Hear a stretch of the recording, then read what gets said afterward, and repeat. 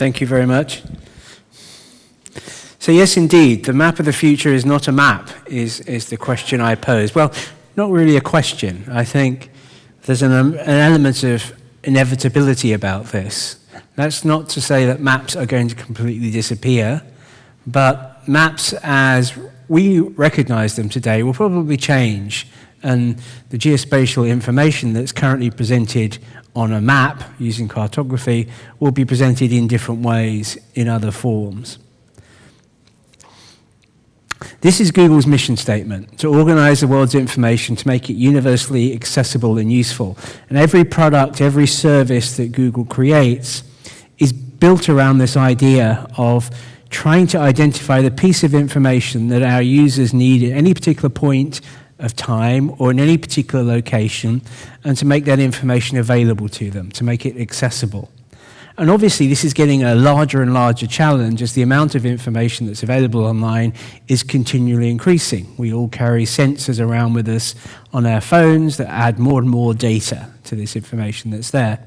So the challenge is to say, okay, at any particular point in time, to answer a question our users may ask us, what's the appropriate information? And the way we do that can vary enormously. It might be using Google search, it might be giving you a list of 10 other websites that you might want to go and visit, or it might be we can answer the question directly and we'll give you the answer if we know it. It's about finding that piece of information. Then when you take that mission statement and you look at where geography fits in, well, obviously much of the world's information is actually about places. And we can use geography as an organizing principle to say, okay, given the fact that you're in Barcelona and you're looking for train timetables, you're probably looking for train information about trains in Barcelona. You can make that connection. It's obvious. So geography is underlying all of that.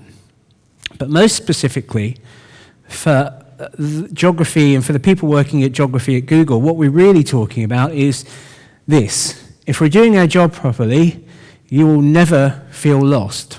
And think about actually what that means. Think about the last time you were actually lost. What did that feel like? That panic of, I'm not quite sure how to get to the meeting I'm trying to get to, or it's late and you're trying to find the bus stop that you need to get the last bus. Or here, for example, this is a street scene in Nairobi, and maybe you don't want to be out now, you want to get back to the hotel. What's the quickest way home? Removing that feeling of being lost is very important. And actually, if you can develop a service